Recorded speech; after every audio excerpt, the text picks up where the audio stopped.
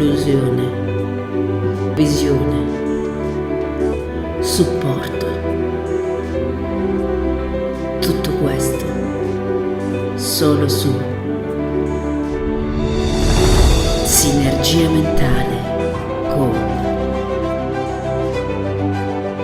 Omnia di Ely Chio. E benvenuti a tutti quanti, anzi benvenute tutti quanti stasera. Lo so, vi aspettavate Ely, vi beccate me direttamente con l'ospite. Per chi non ci avesse seguito venerdì, avevamo anticipato che cominceremo delle nuove puntate di Omnia di Ely Chio a tema internazionale, e non potevamo inaugurare le nostre dirette con un ospite di eccezione che è Midhat Kapetanovic da Sarajevo. Ovviamente per tutte quelle persone che non seguono l'inglese, hello Roxanne, io parlerò in inglese e tradurrò, quindi ci prenderemo dei break fra una domanda e l'altra e ci facciamo questa bella chiacchierata insieme. Mi raccomando, scrivete le vostre domande nei commenti e noi le leggeremo in diretta. Se c'è qualche richiesta particolare basta dirla, che noi la faremo apparire in sovraimpressione. Without further ado, let's welcome Midhat Kapetanovic from Sarajevo. Hey! Hello, Midhat. Hi. How are you? Hi, beautiful people. Hi Keanu. Hi to Roxanne, who's watching us right now. Hey, everybody. Love and kisses and hugs from Sarajevo in Bosnia-Herzegovina. So, who is Midhat Kapetanovic? He is a weird dude. He is a strange person if there ever was one. Oh, and my. sometimes he scares me a little bit. But at the end of the day, I learned to fight with him and to cooperate with him. And, you know, at times we even do business together. So on the whole, he is a very easy and very simply complicated guy. I like this definition. But that's life. Chi è Midhat Kapetanovic? Dice, ma è un tipo un po' strano, a fine giornata riesco ad avere un rapporto con lui, riusciamo a cooperare un pochino, a volte mi spaventa, però va tutto bene, è un tipo a posto, un tipo cool. You know what? I will record this and I will use your description of myself, speaking of me in Italian, as my ringtone. So okay, so another. You didn't like, oh my God, it's so fluffy. I'm gonna use one of those. Yeah. Oh yeah. Thank you so much. Thank you so much for having me. It's a real pleasure to talk to you right now and to all of the people on this channel, and it's really great to be a part of a team that's spreading positivity and normalcy in these crazy times. Normalcy. Well, In a good sense of the word, I mean. Oh yeah, no. I see. It's because I tend not to take normal for granted, because what people think is normal, it may be weird, and to me, weird is normal. So you know what I mean? Yeah. For me, well, just to hang on to that subject for a second.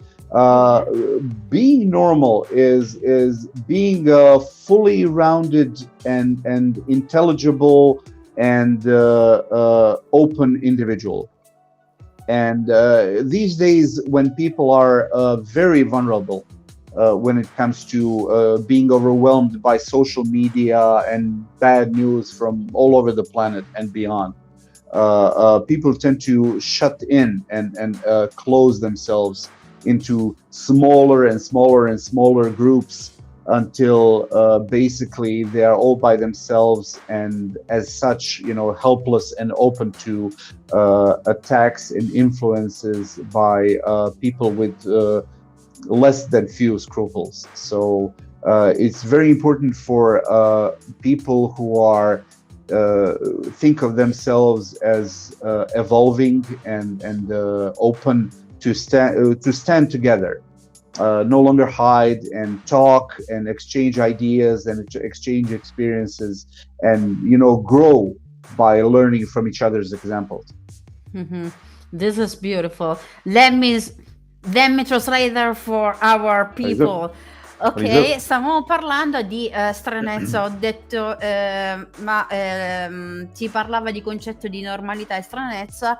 Praticamente abbiamo discusso sul fatto di cosa è normale e che cosa è strano, e io ho detto che per me quello che è strano è normale e viceversa. Dice sì, assolutamente. Dice vorrei approfondire questo tipo di concetto perché noi tendiamo a racchiuderci da grandi cerchie a piccoli gruppi di persone e in un certo senso isolarci rispetto alla grande comunità, e invece noi questo porta anche persone che diciamo hanno pochi scrupoli ad approfittare di queste debolezze umane, sicché dice noi dovremmo invece imparare a cooperare specialmente in questi tempi, non sentirci strani oppure isolati, ma anzi altrettanto essere tutti una grande comunità e imparare a imparare vicendevolmente l'uno dall'altro, perché questo nostro essere speciale ci rende poi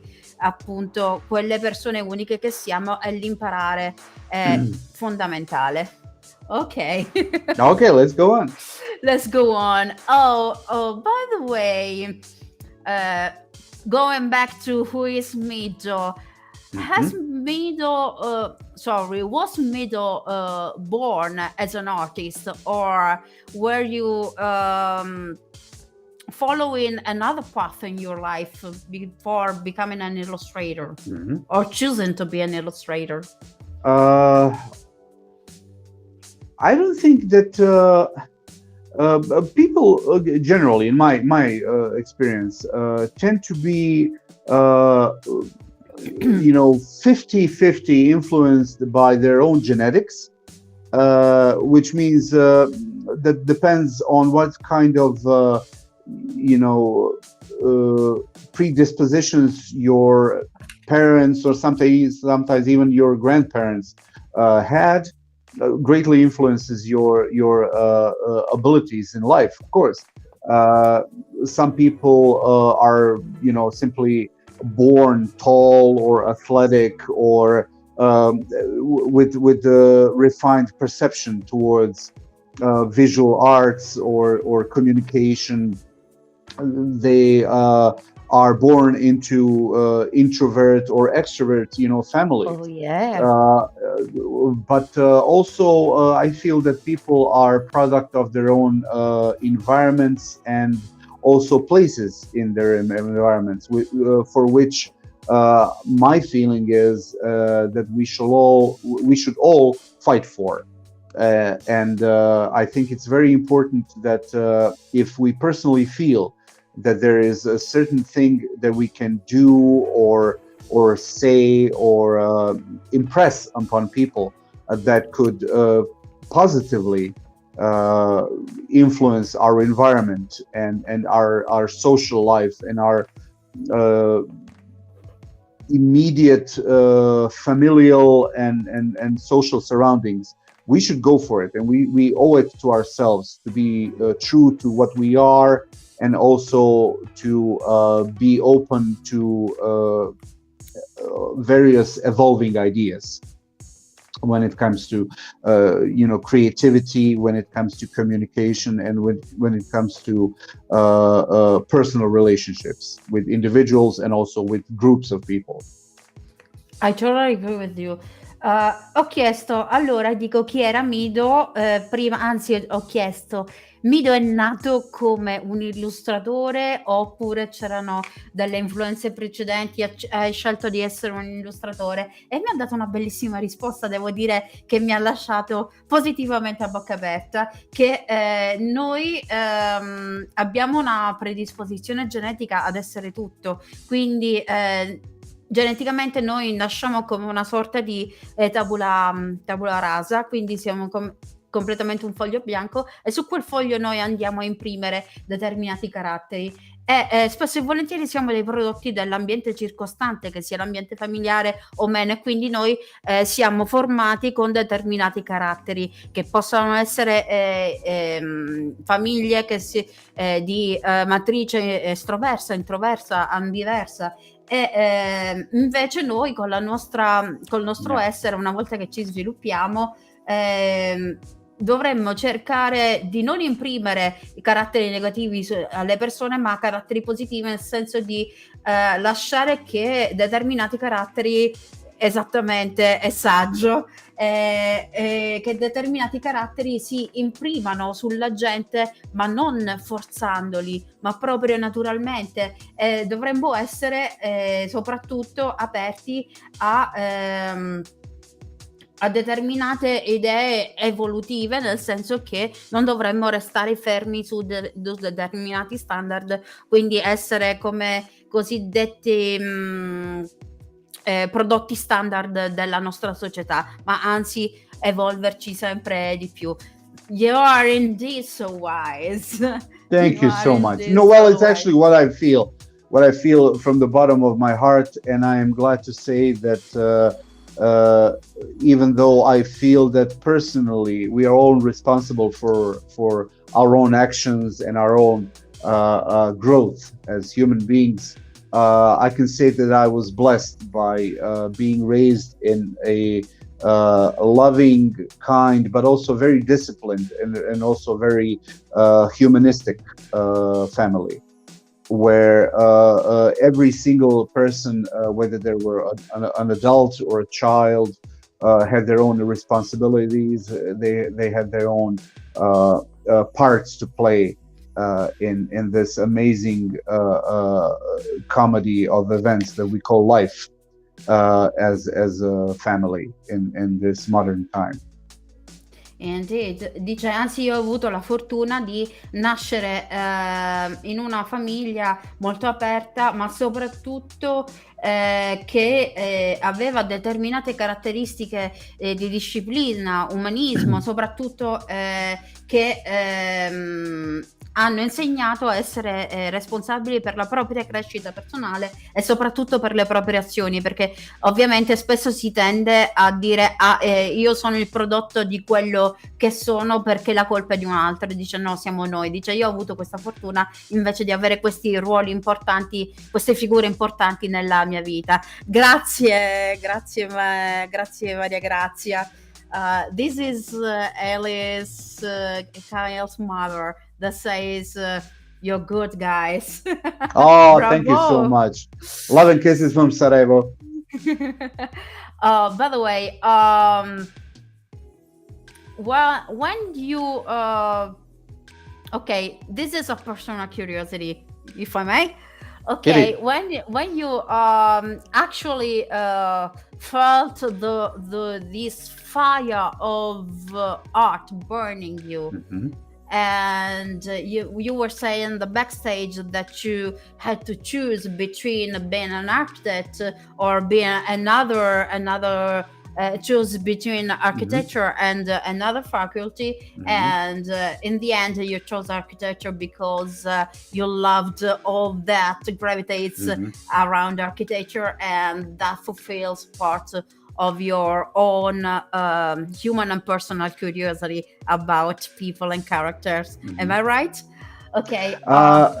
Yeah, that fire left a mark on me at an even younger age. I learned to draw basically way before I learned how to write, and I learned how to draw a house before I could write the word house in my native. No, I really did, and it was much easier for me, to draw something that I liked than to write it. But I learned to draw because it was as basically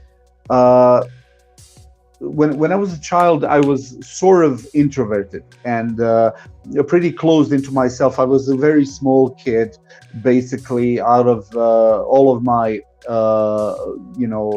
friends, that I hung out with before I started going to school. I was the smallest one, and which was pretty intimidating for everyone. I mean, especially for a small child.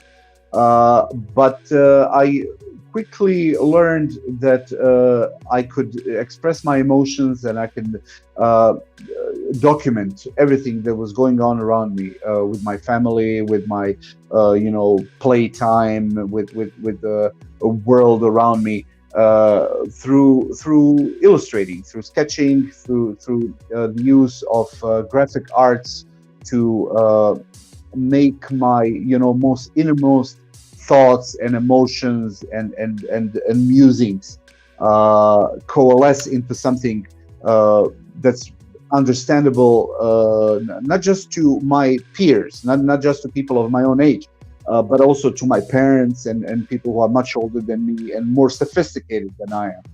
Uh, Plus, the girls loved it, and the girls always love an artist, and I guess it was. I think that in order for myself to ingratiate myself with the boys, I learned how to draw superheroes, and I learned how to draw, cowboys and Indians, and the comic book characters, and science fiction stuff, and everything that everybody of my age was into back then.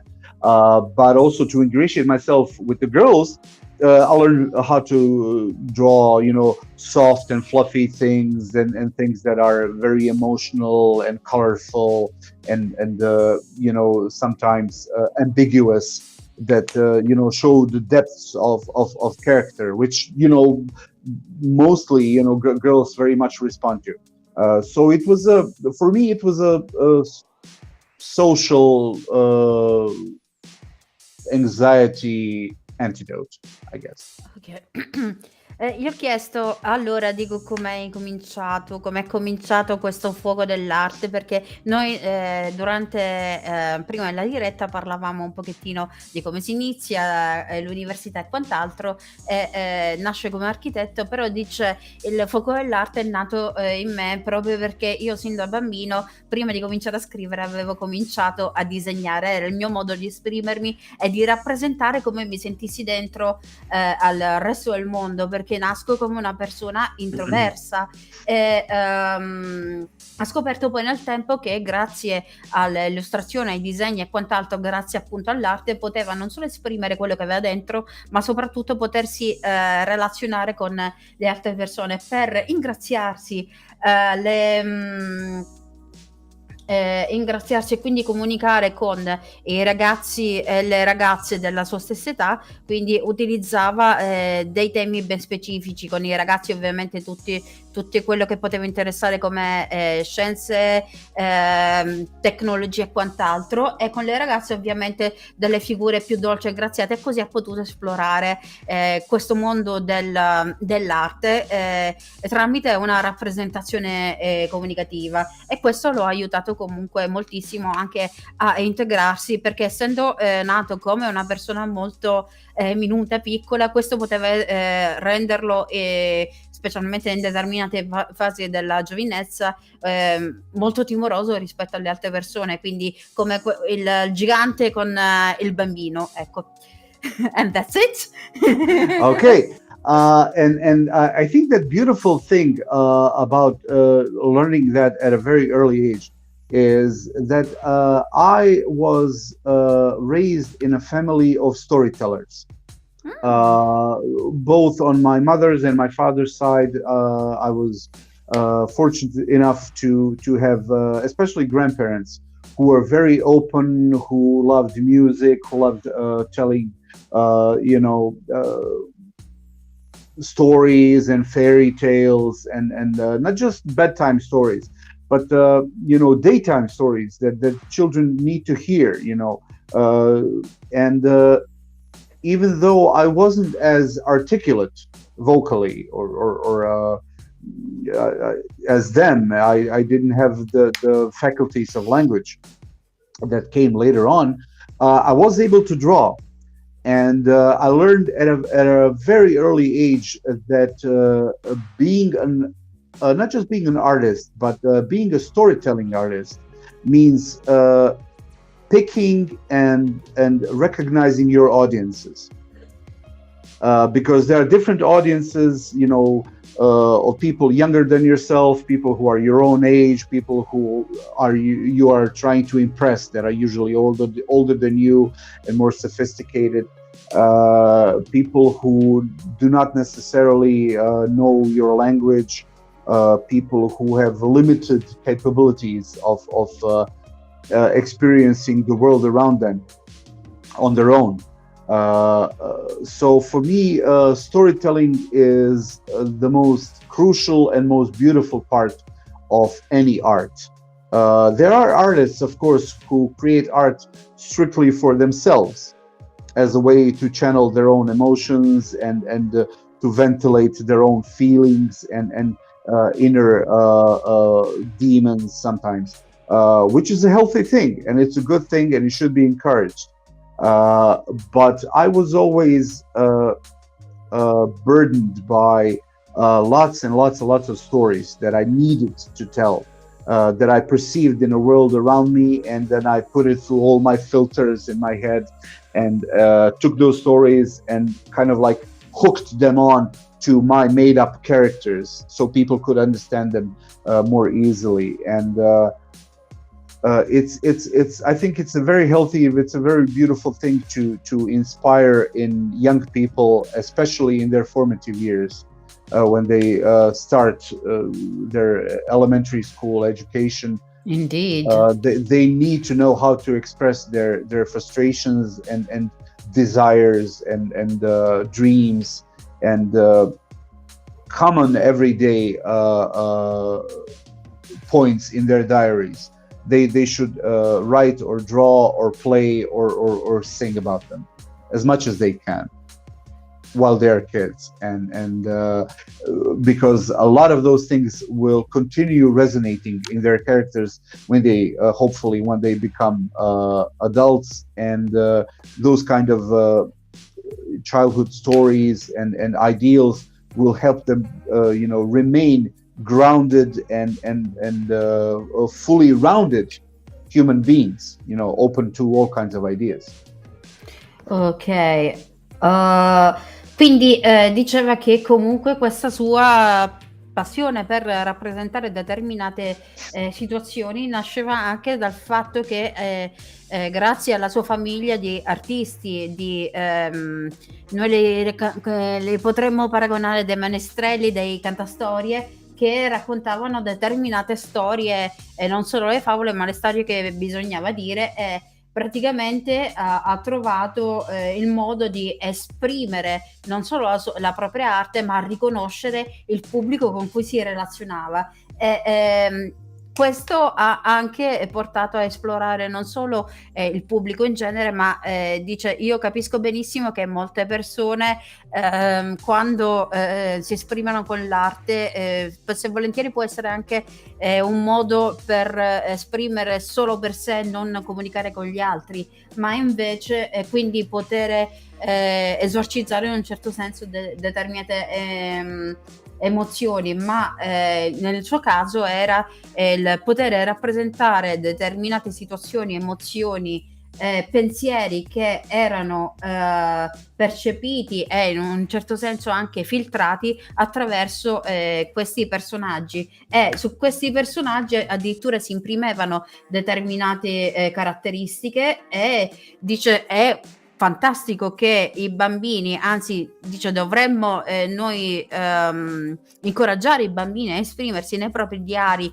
nel proprio privato attraverso l'arte, nel caso in cui non riescono a comunicare a parole. Dice ed è un mezzo molto potente e può aiutare le nuove generazioni, soprattutto negli anni della formazione, già nell'infanzia, a diventare così già a poter sviluppare la propria personalità, rimanere appunto delle persone fermamente ancorate non solo a questa realtà, ma allo stesso tempo diventare delle persone con una base già di loro e fermamente, cioè una base su cui cominciare a crescere.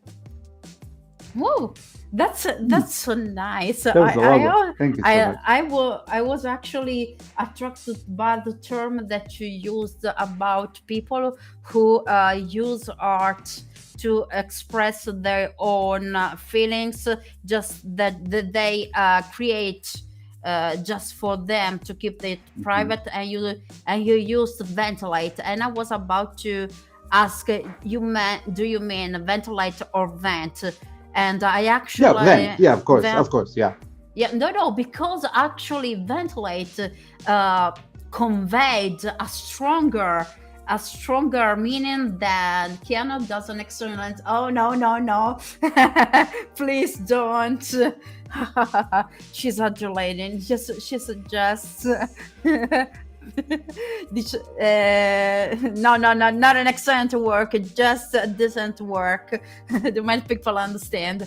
So you are actually so lucky that you were encouraged by your own family to express yourself through art, and they were artists themselves. So how did you better a rephrase, you said that you love telling stories through images. So if you could choose between illustrating a book and designing and drawing a trailer for a movie, which is another kind of narration, as a sort of trailer teaser, what would you choose? I know it's a weird question. No, it's not a weird question. For me, it's almost like choosing between apples and oranges. Both are very delicious. Both are very healthy, and both are very useful. But you have to understand that storytelling is as old as human language, and people have used illustration, especially in the form of comic books and like storytelling tool for tens and tens and tens of thousands of years. Only the techniques have changed. Yeah. People have when you see cave paintings, those are basically comic books, and they're very documentary, and without any written word, you can a modern person can deduce very easily every facet of their lives, from birth to tribal customs, hunting, death, and their personal beliefs, their relationship towards nature. And then you realize that those people were the same people as us. The only difference is that they didn't have Wi-Fi, and that's it. In some ways, they were even superior to us because they didn't have creature comforts that we have. And in order to, communicate their own feelings and emotions between members of different tribes, different nations, they had to use illustration. They had to use images that were grounded in reality and that people can easily identify with. Now, to answer your question, I have done both of those things. I have illustrated written texts for children's books, for novels, for various types of printed publishing. But I have also worked a lot of jobs for various clients in the media industry, for TV, for film, for gaming, which has risen, up to the heights and even higher than television or radio in the past, 30 or 40 years. So being able to take easily understandable and comprehensible art to convey certain condensed story to a wider audience in order to hook them onto the story itself is a very important job. And I think that Illustrator needs to work very closely in one case with the author of certain text, also the publisher, and sometimes even printing people. I mean, people who are in charge of distribution and printing process. And in the other case, artists also has to work very, very closely, not just with the director or producer of a certain media project, but also with writers and screenplay artists and people who are responsible for the story, like the story department in big media companies, and even sometimes with not just those people who are engaged in production, but also with people who are in production themselves, like actors, like people who are animators, or who do direct production work. And in the end, of course, there are people like the marketing department and post-production people who also need your input when it comes to selling the product. So you can't really tell people in the street, just come and see this movie. Come on, it's good. No, trust me. It's the best movie ever. No, they need to figure it out for themselves. And they need advertising, and they need certain things to be done in a very comprehensible way to make the certain product more attractive and to even prepare them for the experience of whether it's reading a book or watching a film or playing a video game. It doesn't make any difference. It's the end result should be the same. Ok, mentre facciamo scorrere la pagina portfolio di Mido, esattamente, ho fatto una domanda: se tu dovessi scegliere fra illustrare un libro oppure fare un trailer per il cinema, che cosa preferiresti? Dice, guarda, per me è un po' la stessa cosa, perché si tratta di due generi differenti di produzione, nel senso che sono due modi di esprimersi differenti, ma la sostanza è sempre quella, perché in uno c'è un mezzo scritto, nell'altro c'è un mezzo audiovisivo, e praticamente il risultato finale dovrebbe essere questo. Però qual è la peculiarità? Che noi andiamo abbiamo sempre un rapporto con tutte le maestranze, sia nell'uno che nell'altro caso, e soprattutto stare a contatto con le persone che hanno pardon? No, sorry. Che hanno a che fare con la produzione, per essere capaci di poter vedere, di mandare un messaggio ben preciso, soprattutto quando si tratta di un trailer o di un teaser o di qualcos'altro di simile, di poter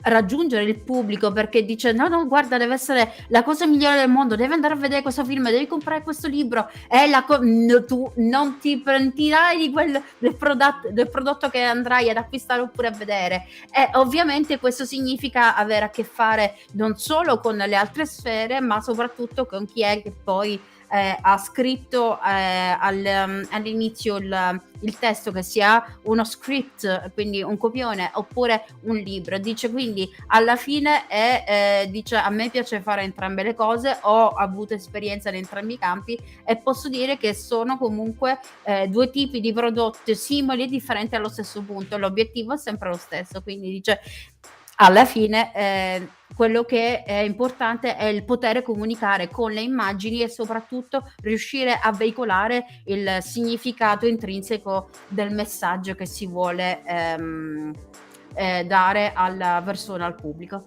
Ok. By the way, I was showing a few of your artworks. Yes, I yes, I hope saw. that it was okay with you. By the way, people saw on the trailer that we spammed also everywhere a few of your illustrations amongst us. I have to thank you for that beautiful illustration that you made, that you whipped up about Nora and I, about Nora and me, and I was like, oh my god, oh my god, oh my god. I was so I was actually didn't expect it. So when people many people loved the illustrations of the Bear Empress. Somebody thought she was a warrior, somebody thought she was, I don't know, a heroine, and somebody was a little Norian than that. And because she's so beautiful, and she was somebody asked, was she whipped or was she scratched? You will know. You will know later. Stay tuned. Yeah. And who is the Bear Empress?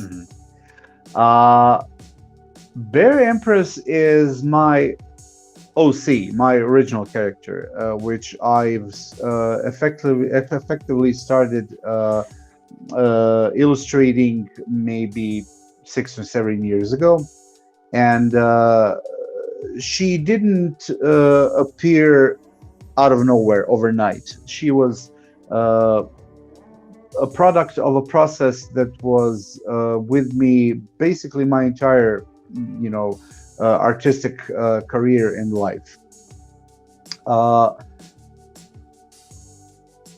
I will go on a tangent a little bit here, but I will return to my main point, I promise. One of the worst enemies of any artist, whether they're illustrator or they're an actor or writer or performance artist or musician, doesn't matter, is loss of inspiration and loss of motivation for their daily battle with their muses and their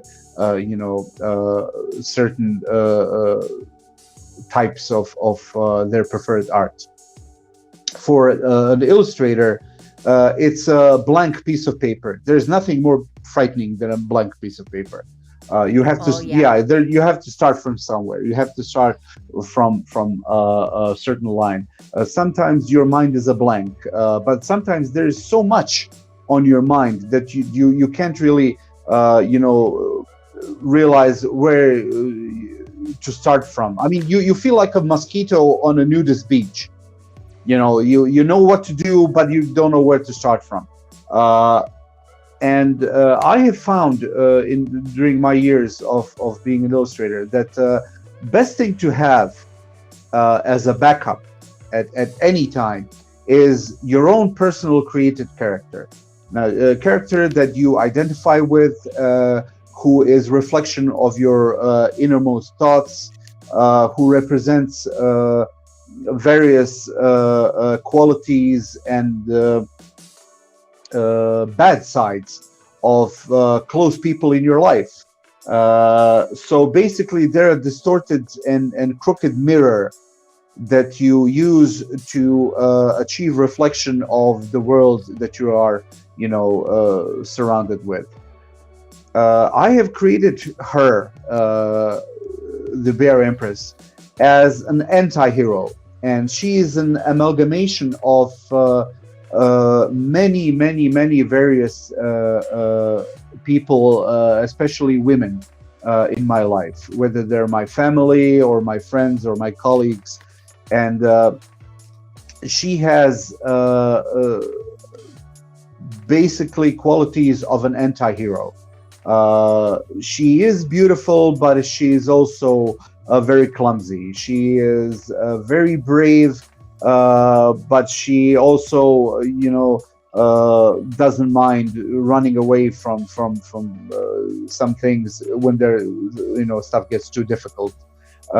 She is a human being, and she has a bear familiar. She has a big brown bear as a companion.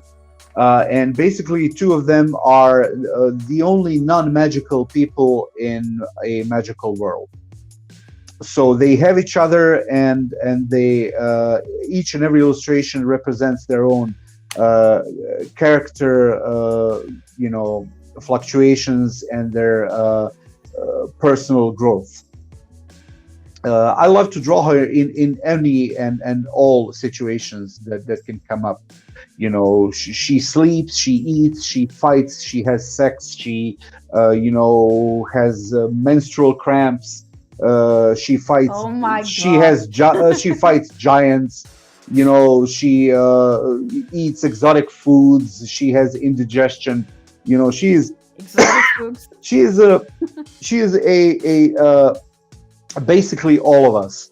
I think everybody could, in a certain way, identify with her, whether they're a man or a woman or transgender or any kind of group that you can, clearly define.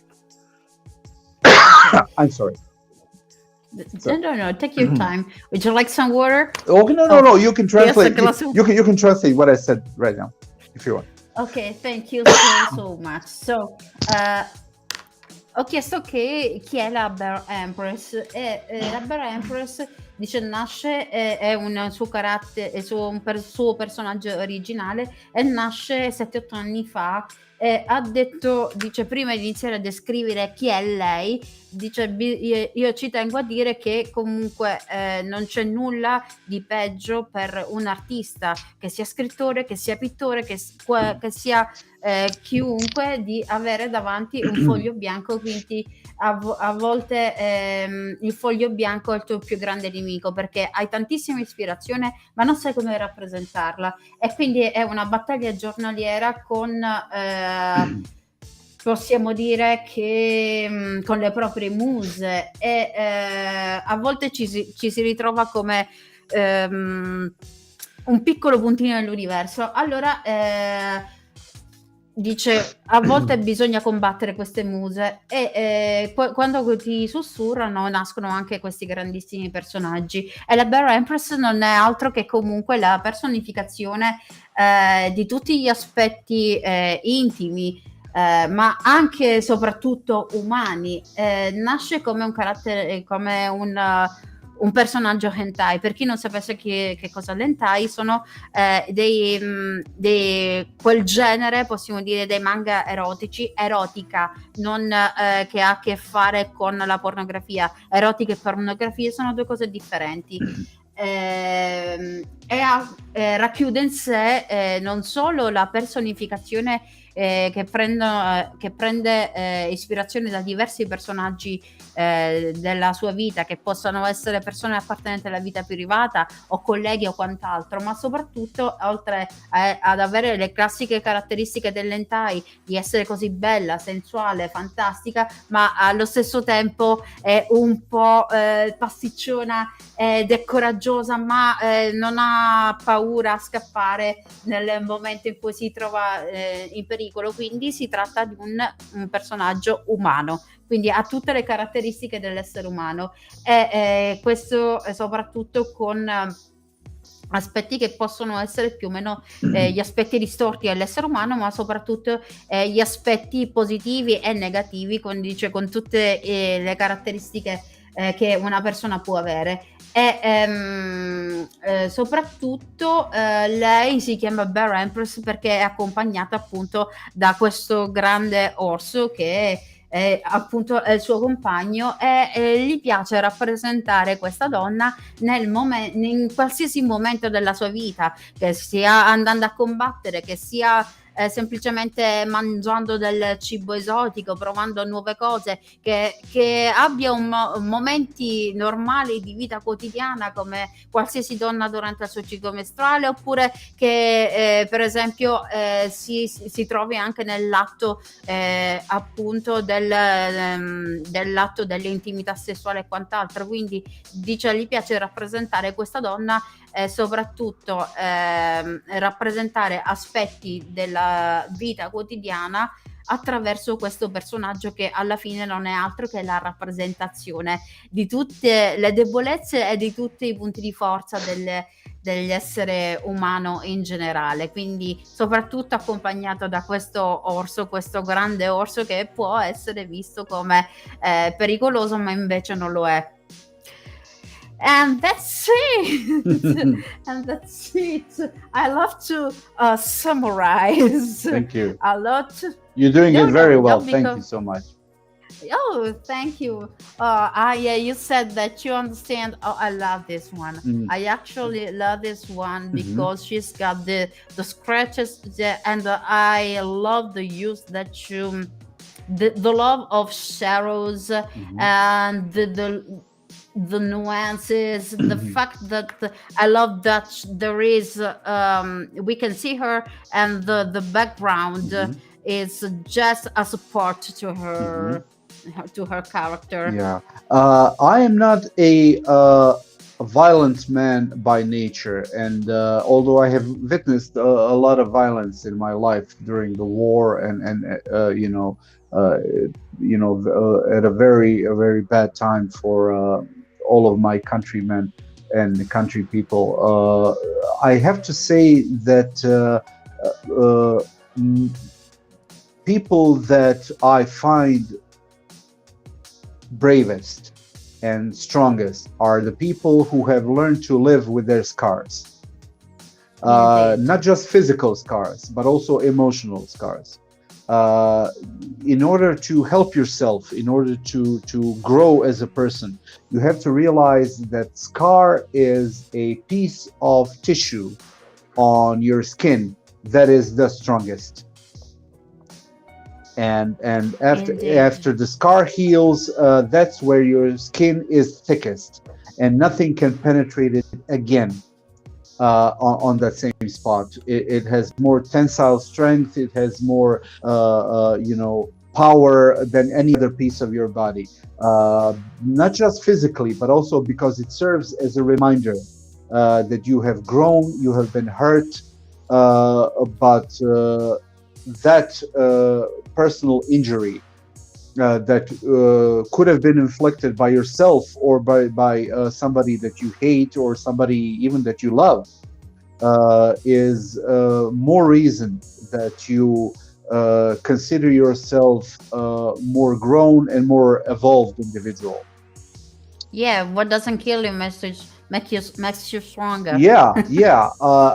And thing is that we all need to learn to live with our not just with our values and our strengths, but also with our weaknesses, and also with our scars, which make us special. We make us special, and each and every one of those scars is a map to our past that we must never forget. And to remind ourselves daily on that perhaps that if that particular scar didn't leave its mark on us, we wouldn't be able to deal with all the bleep that we are dealing with today. And yeah, I have to censor myself, so no cussing. I know, it's a family friend. Yeah, and so it's not all about violence. Those scars can be scars of pleasure. Those scars can be scars of combat. Those scars can be marks of foolishness, and sometimes being too open in front of people that do not deserve our openness.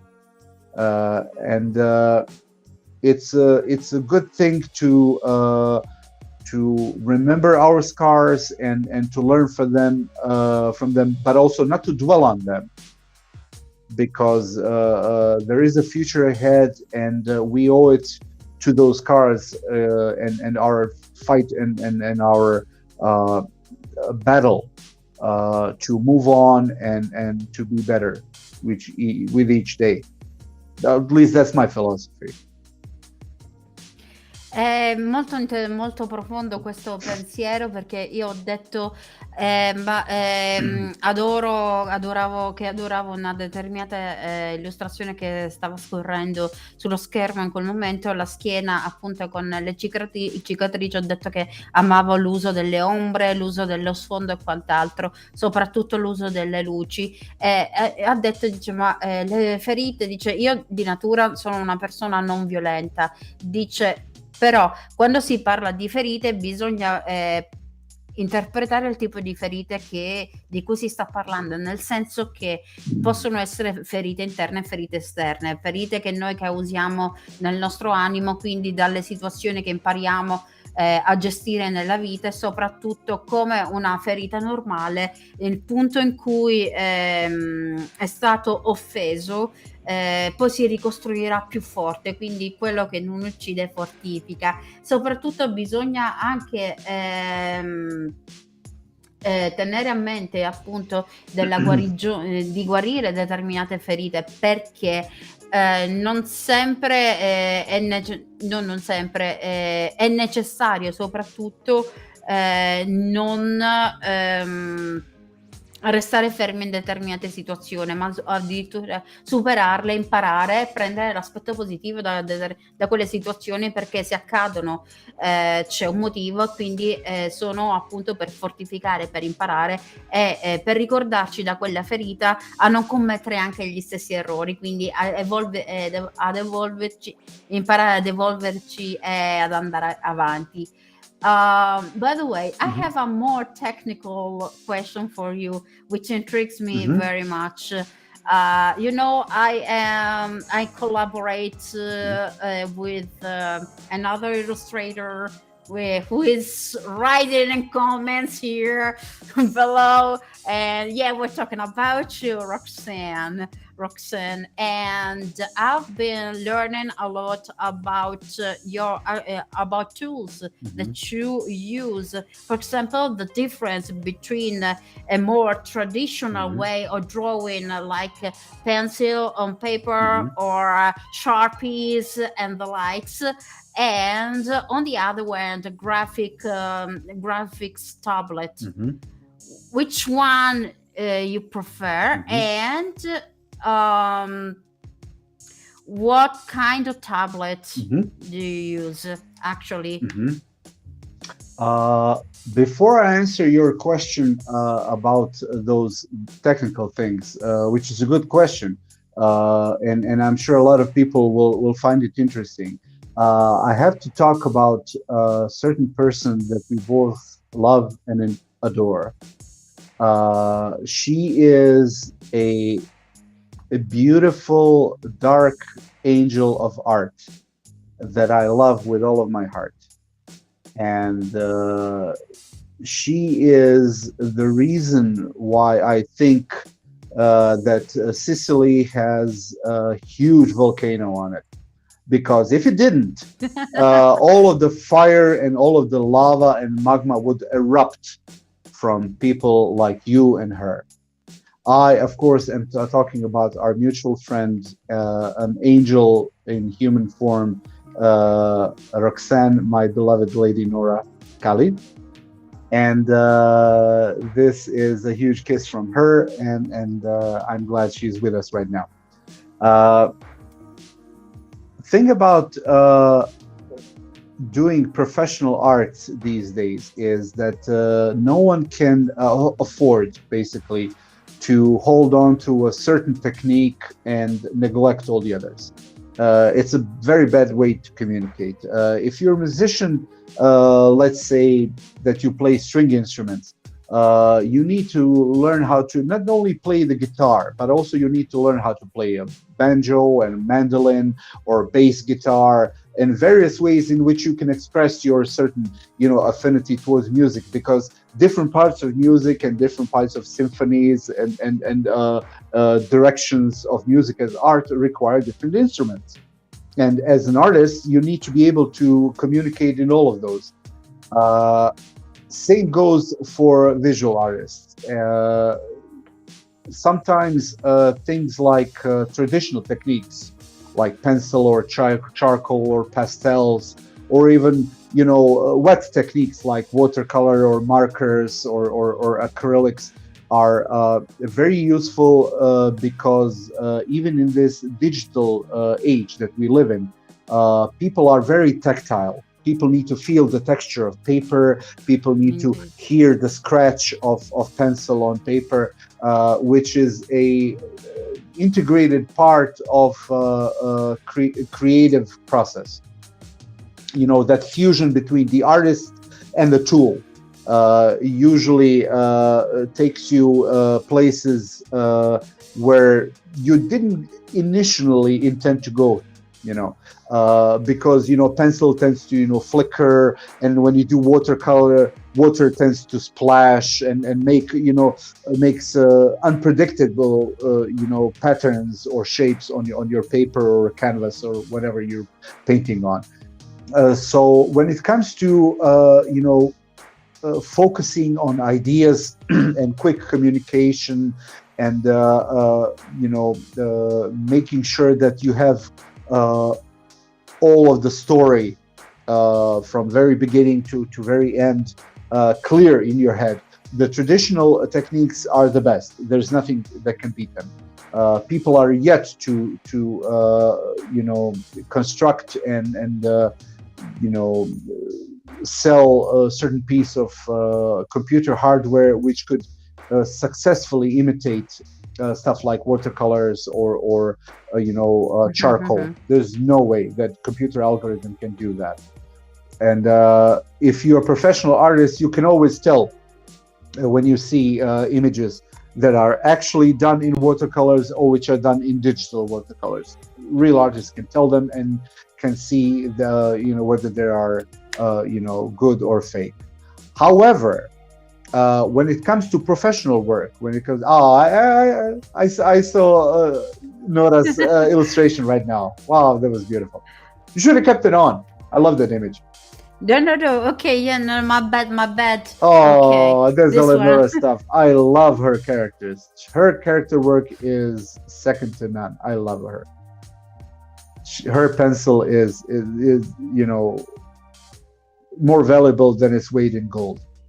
But the thing is, when it comes to digital art, it's very good for communicating your ideas, not just between artists, but also between publishers and artists, and also, when you need to make quick adjustments and, conceptual art that sometimes your clients need you to make on seconds notice, not even minutes notice, but a second notice. I need you to change this color. I need you to add this color to character, a beard. Maybe we can try a different background, or it's much easier to do that digitally, and when you don't have to. Definitely. Yeah, and not just when it comes to correcting your own mistakes. Because younger artists, of course, need the capability of going back and forth in their creative process, which is understandable and normal. But also, you have to realize that in this multimedia production age that we live in,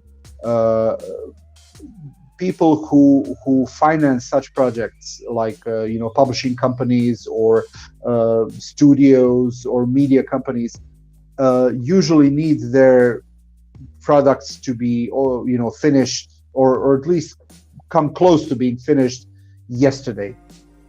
They every second of their time. Oh yeah, I want it done. Yes. Second of their time is too valuable.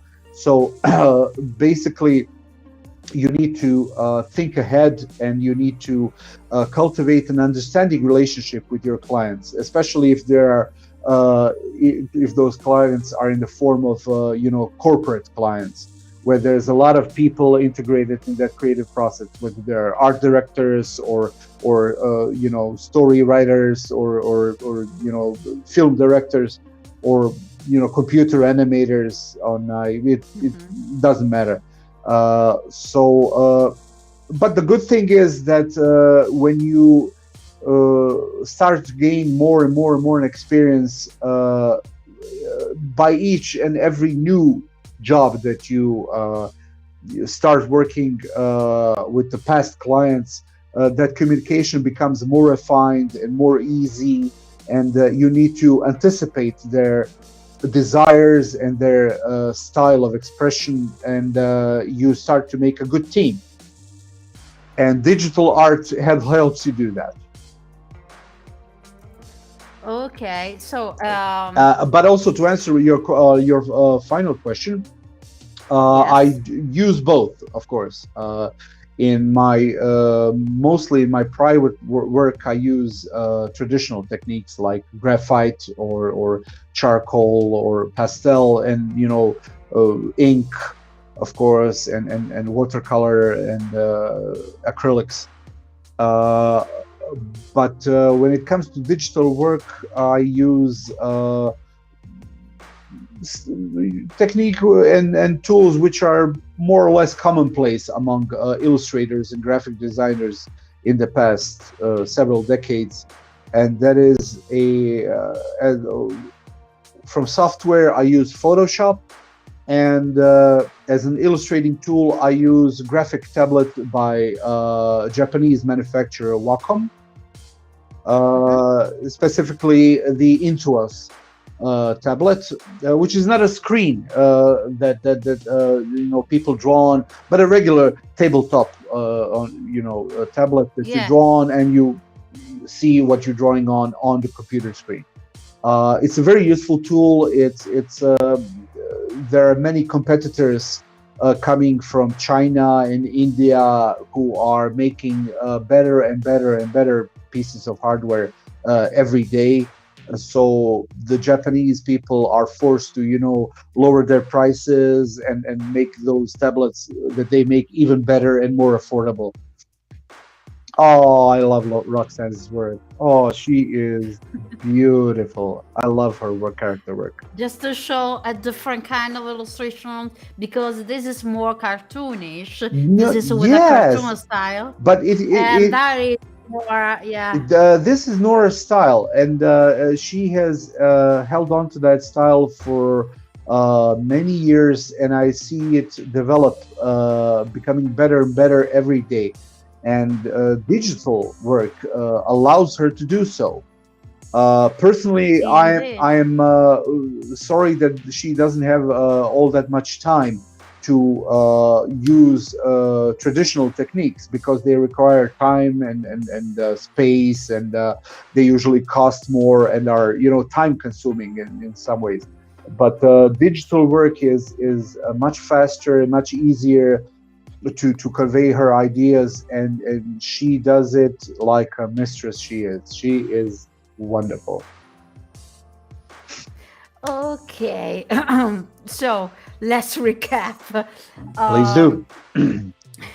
Ho fatto una domanda molto tecnica a Mido, anche per curiosità personale. Soprattutto gli ho chiesto fra i mezzi tradizionali come carta, matite, penne,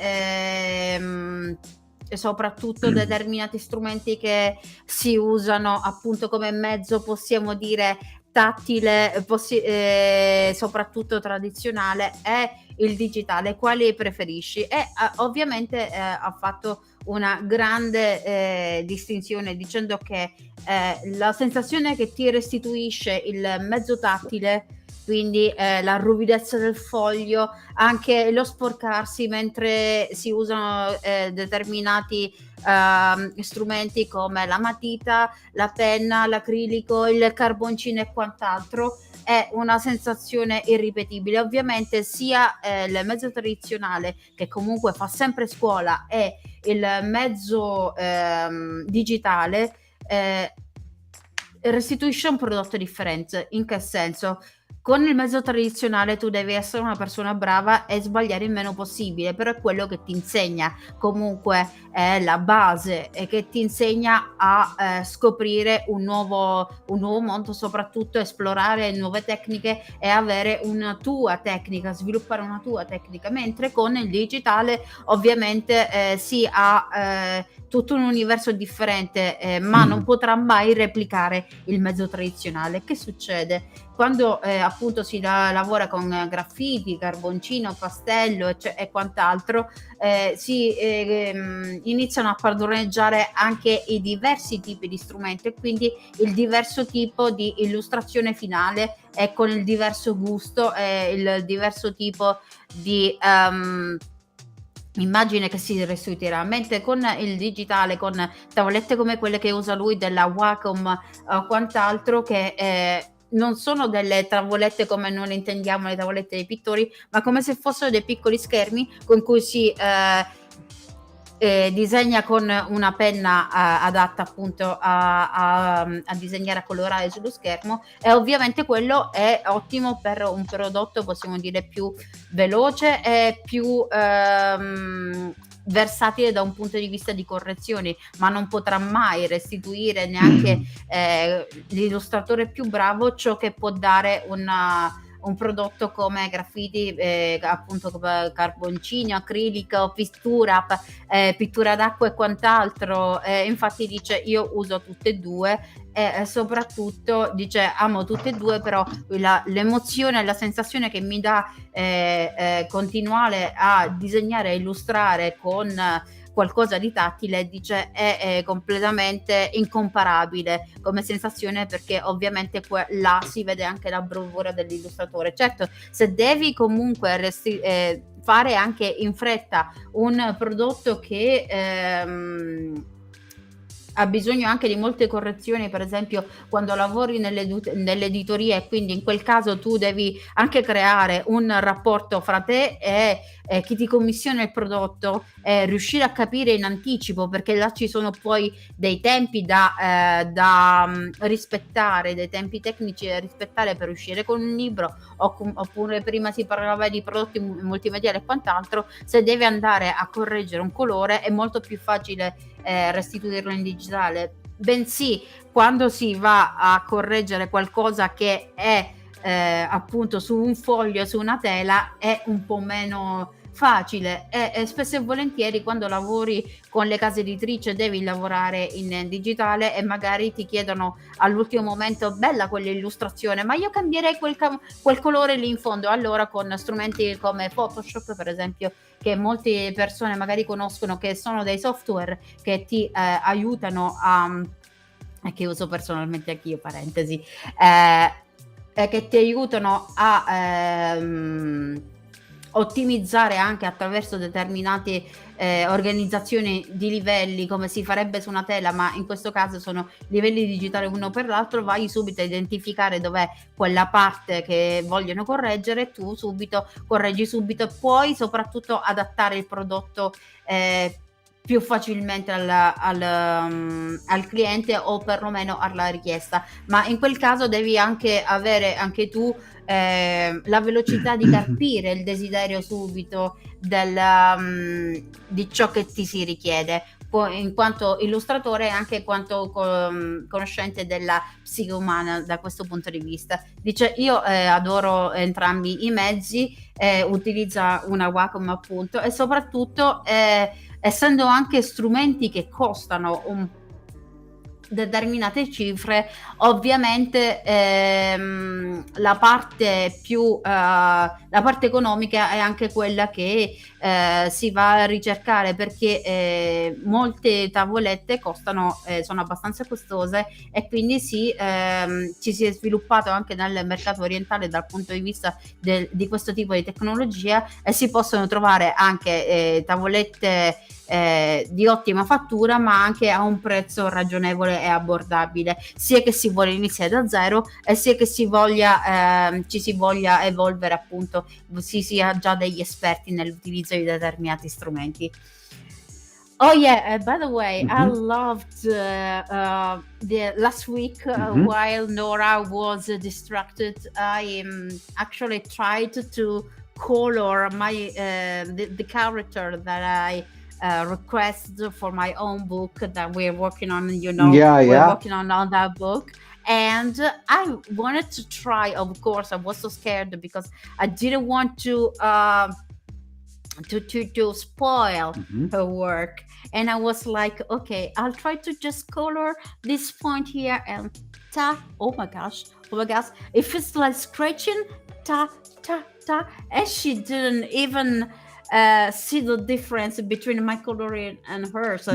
Whilst with the more traditional men, you would actually recognize the style, the technique, the different person. And I was like, okay. And she said, okay, next time you color, I draw, you color, and I take care of the details. And I was like, okay. Oh, I missed just one part of translation. Abbiamo parlato anche delle illustrazioni che abbiamo mostrato mentre parlavamo, erano le illustrazioni della persona con cui collaborano di Creative Team Collaboration, che è Roxanne Drawings al secolo Eleonora Kelly. No, I'm not a painter. I'm a punter, not a painter.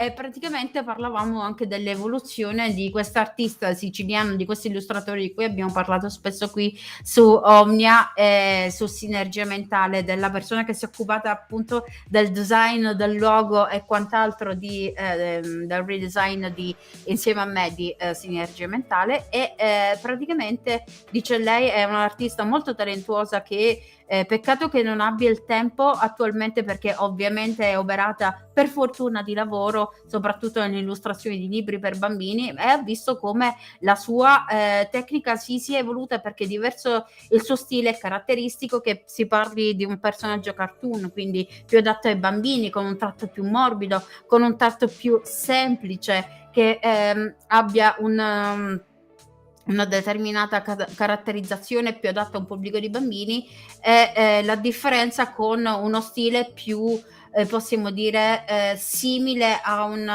metodo tradizionale. E quindi dice, se potesse anche praticare con anche soltanto con pittura con acquarelli e quant'altro, sarebbe già un grandissimo salto di qualità. Però dice, ho potuto vedere negli anni l'evoluzione anche del suo stile, dice, ed è ovviamente abbiamo visto due illustrazioni differenti. Ho mostrato prima uno studio, La Cascata, ed è uno studio di preparazione appunto per questo nuovo libro che abbiamo in uscita. Poi ho mostrato uno dei personaggi che si trova nel libro, e soprattutto uno dei personaggi di Freyrian Chronicles in originale, la versione video che abbiamo fatto noi, in cui si nota appunto tutto il tratto cartoon con il colosonismo e quant'altro.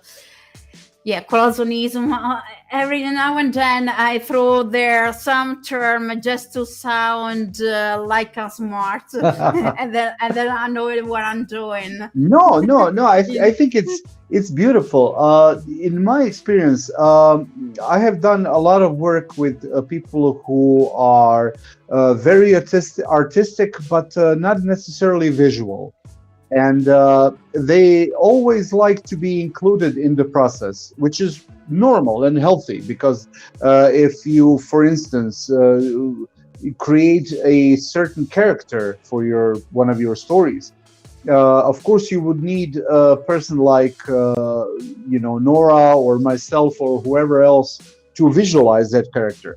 However, as a human being, you want to be a part of that process. You also want to determine certain options for their character.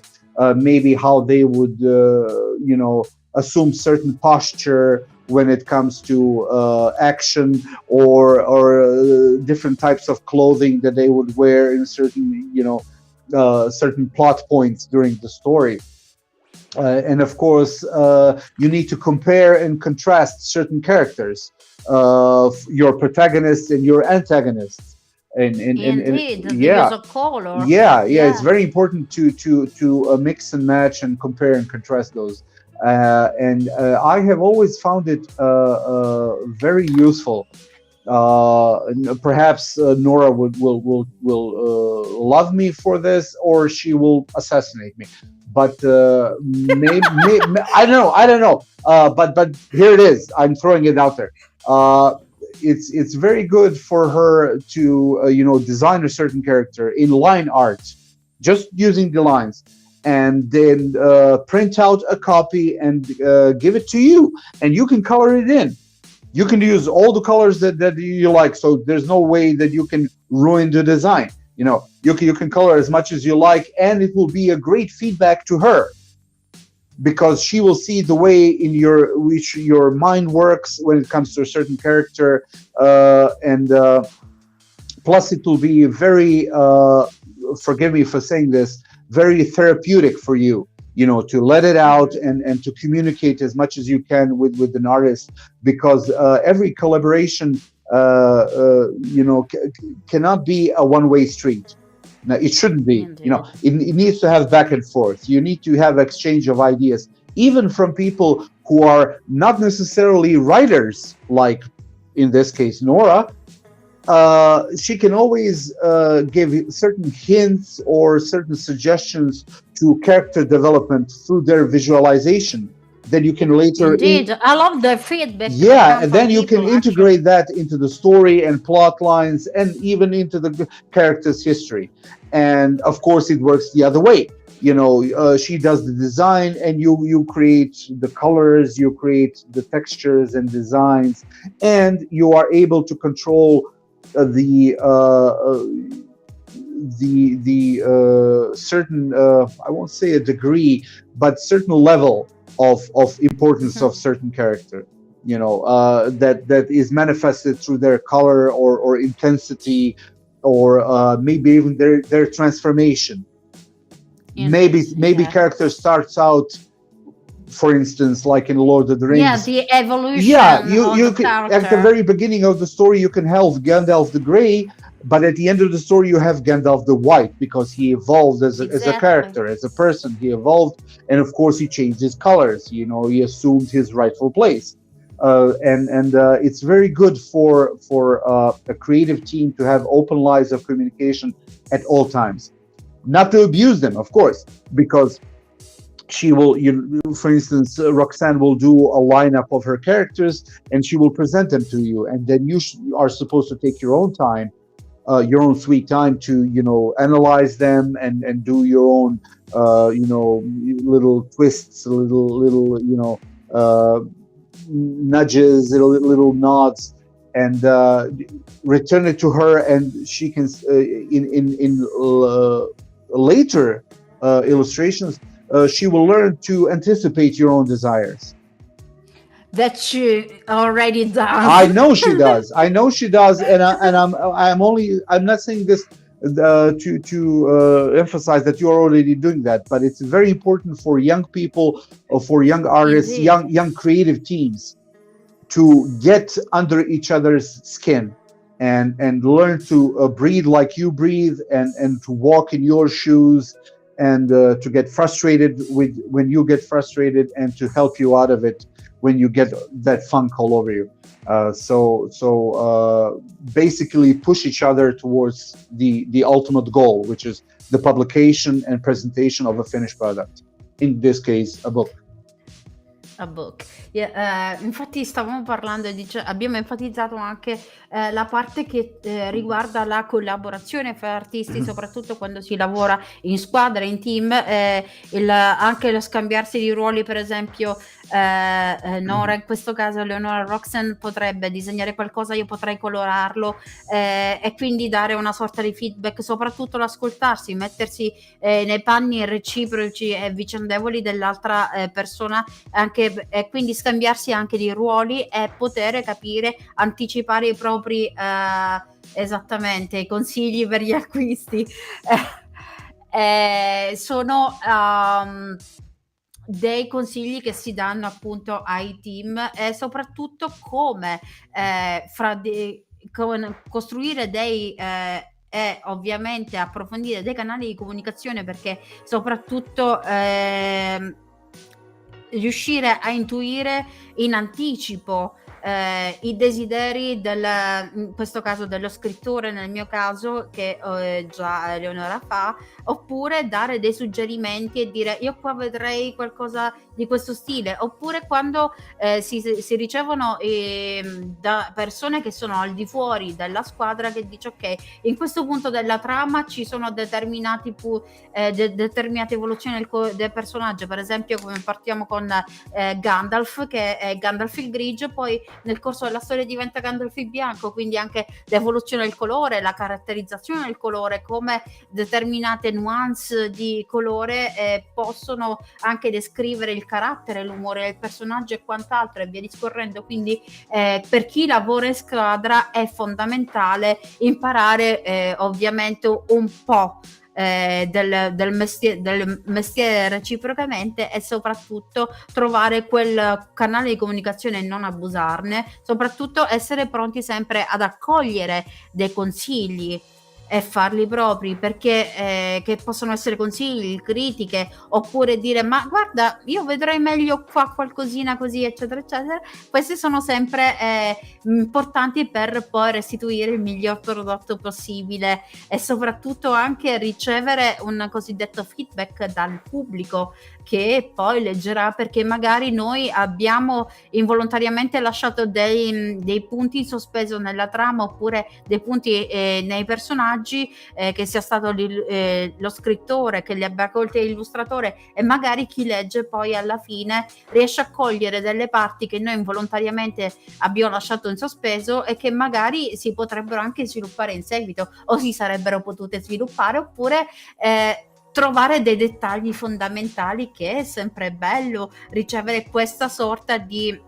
reazione speculare a ciò che si restituisce. Quindi parola chiave, mettiamoci sempre l'uno ai panni dell'altro, impariamo, e soprattutto avere per chi vuole lavorare contemporaneamente dal vivo è tutta un'altra situazione, ma nel momento in cui si manda il primo bozzetto, l'illustrazione, lo sketch e quant'altro, quindi trovare sempre un modo di poter imparare l'uno dall'altro, e soprattutto trovare il modo di venirsi incontro e respirare l'altro, un po' come gli attori che si mettono nei panni del personaggio e imparano a capire con la mente del personaggio e con i respiri del personaggio. I said it's like actors, because being also an actor, the description that you made was actually the perfect description when an actor learns to impersonate a certain character. You said like breathing their breaths. It's what we do as actors. We say that we learn to breathe their breath, and we learn to think with their mind. Actually, they become their mind. But it's another story, which is something that I find fascinating, and like playing with minds, not in the best sense. And then the like catching the thought just a second before. And the last question for you: you were talking about collaborations, and are you collaborating at the present moment with someone, or you're working solo, or both of them? I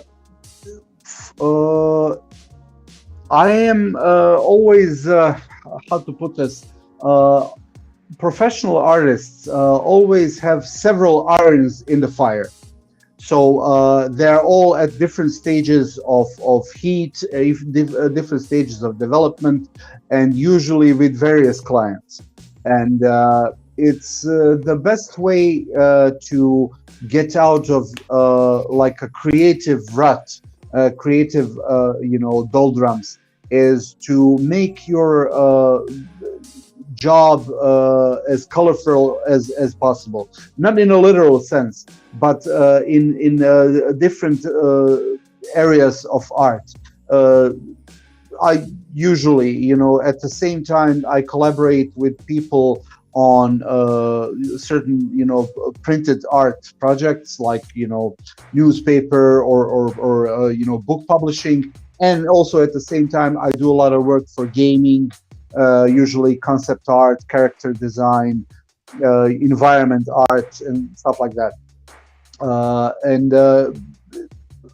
depending on the calendar, depending on months of the year, there are projects which are closely tied to television and marketing, and when it comes to commercials, at certain time, people from certain production companies contact me to do some storyboards for let's say TV spots or music videos or commercial videos, films, TV series.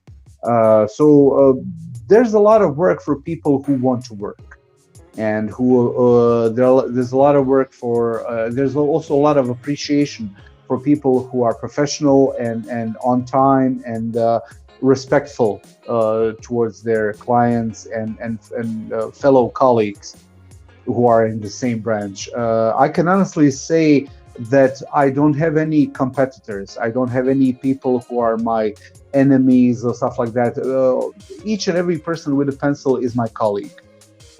I truly mean that, because I can always learn new stuff from my colleagues, and whether it's different new techniques, use of different materials or certain programs when it comes to, or shortcuts when it comes to, digital art. And I am always available to everyone, when they ask me some technical, questions when it comes to tools. Yeah, that's it. And I'm down, colleague. Of course you are. And because art is bigger than all of us, and it needs to evolve. It hates stagnation. It hates being closed or bound, not in a sexy way, but in a bad way. And it's very important to let the thought and idea evolve with every single person that idea jumps to, and then on to the next person, and that idea becomes more refined and more understandable and more universal. And as such, it becomes immortal. And we, as artists, are installing ourselves into that idea. So basically, as long as that idea is being transferred onto another person, we will live forever, because our small contribution that we have made to that idea will live on. And that's a beautiful thing, and it means that governments may rise and fall, civilizations may rise and fall, but the certain ideas of humanity will live on forever, and every single person that has contributed positively to that idea will live with it. And that's a wonderful, beautiful thing. By the way, can I give you a compliment? Just a small one. Okay. You have a memory of a concrete elephant. You are amazing. Oh, You remembered every single I'm word that I also said. by notes. No. You have paid attention to everything that I said, and you memorized everything.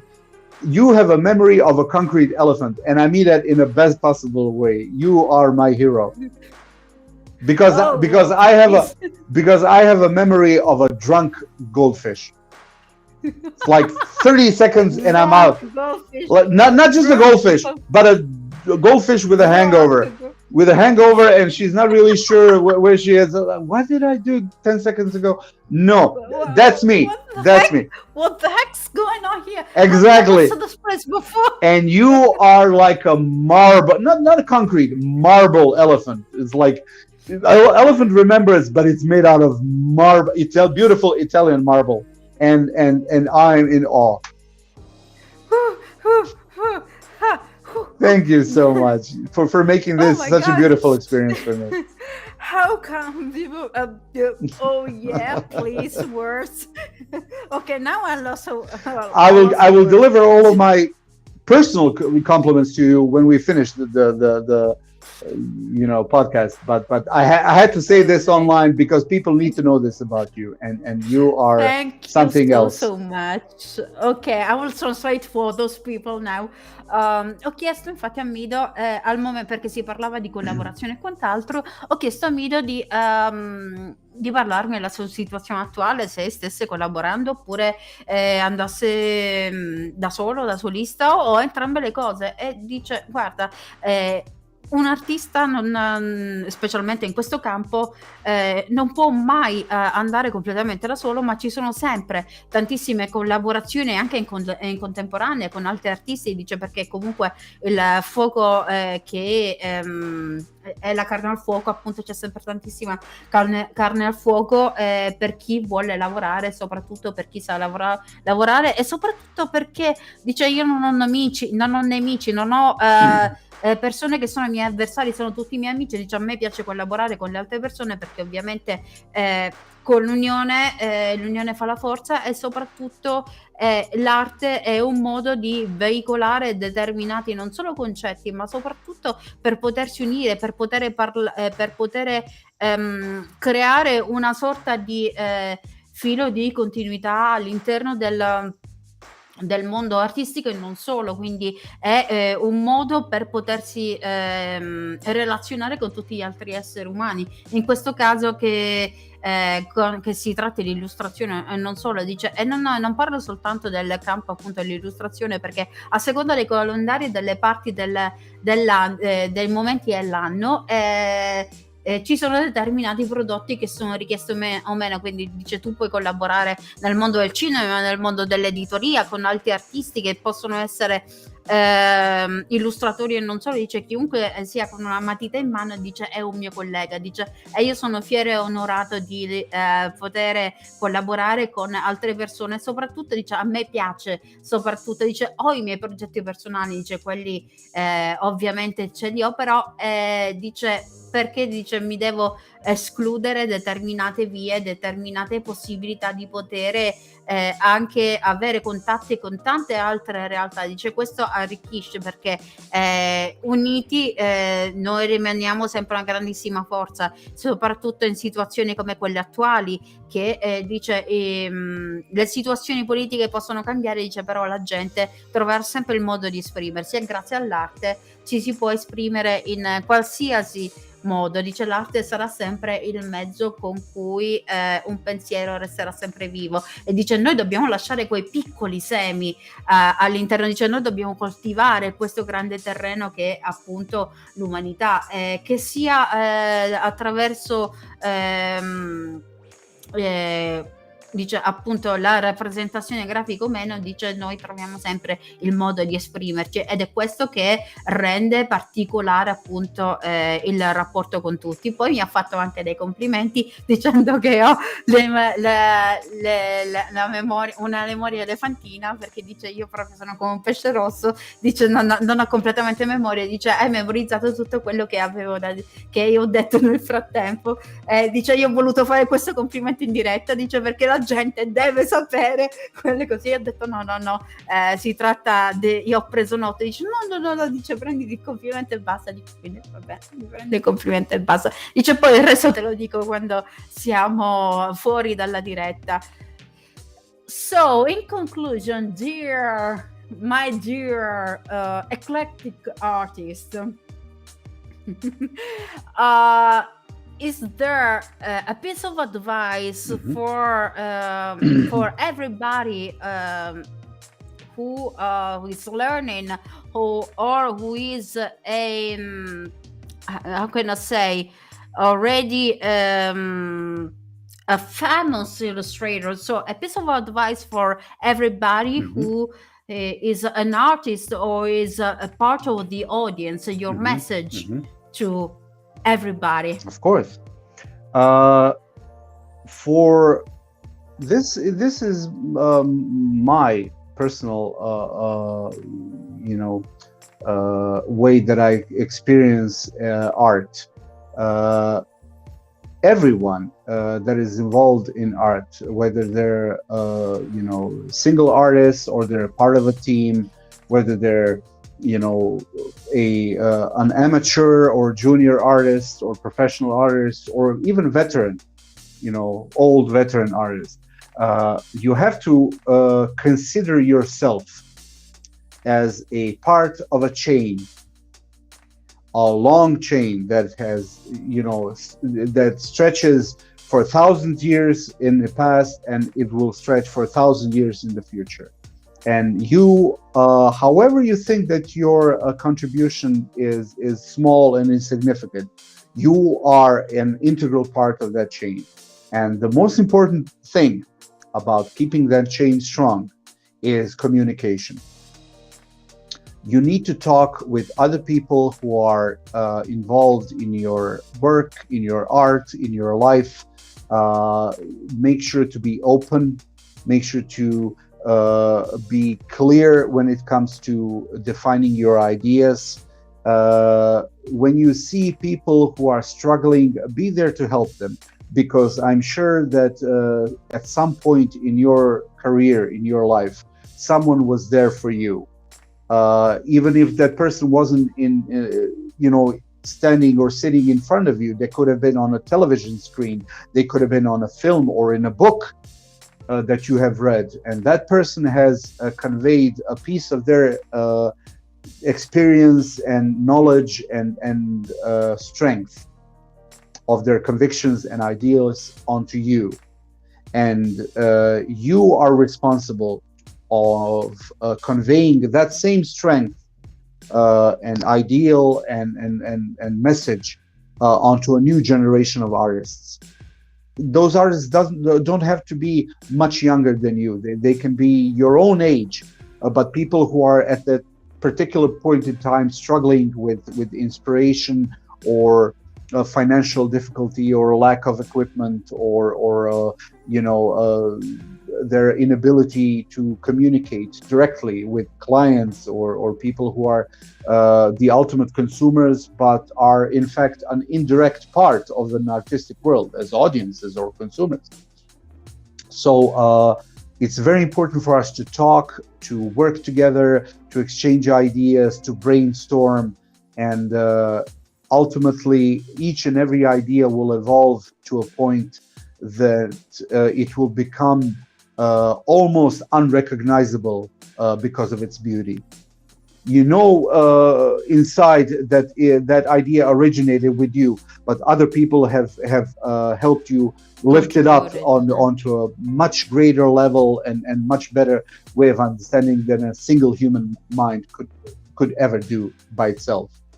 So my suggestion to young people, especially young people, is to organize themselves into groups, hang out at art-friendly coffee places, always take your sketchbooks with you, your notebooks, write down, invite as much different types of artists into your little band as you can. You can never go wrong if you invite a musician to join you, or a writer, or an illustrator, or an actor, or a performance artist to be a part of your group, because their unique perspectives in different ways of perceiving culture and art will only enrichen your soul and make you see things that weren't there a second ago, before that person became talking. And that is beautiful and rich, and we should be happy that we live in the best possible time human race has ever existed. E il messaggio conclusivo di Mido per noi, soprattutto per tutti gli artisti, dice è un messaggio generale, perché non importa che si sia dei veterani oppure dei neofiti, l'importante è sempre comunicare e fare rete, appunto rete sociale, e ricordarsi sempre di essere, che siamo ognuno di noi è l'anello fondamentale della catena. Quindi se si incrina un anello oppure si spezza un anello, ovviamente poi tutta la catena ne viene a risentire. Quindi l'importante è fare sempre rete, ascoltarsi, unirsi, soprattutto ai giovani artisti.